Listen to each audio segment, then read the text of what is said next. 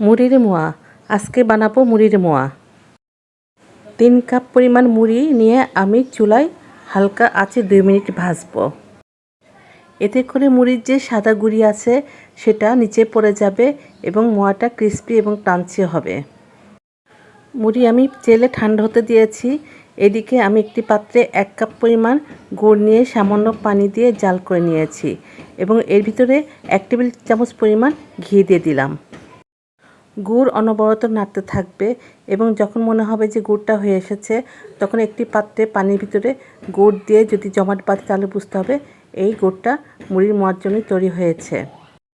অথবা গুড় 2 হাতের আঙ্গুলে নিয়ে টান দিলে যখন সুতার মতো হয়ে যাবে তখন বুঝতে হবে যে এটা মুড়ির মোয়ার জন্য পারফেক্ট তৈরি।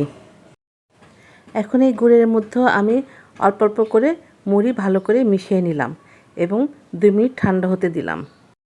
বাটিতে পানি নিয়ে হাতটা ভিজিয়ে আমি মুড়ির মোয়ার গোল গোল শেপ দিয়ে দিলাম এবং এটা চেপে চেপে ভালো করে আমি শেপ দিয়েছি।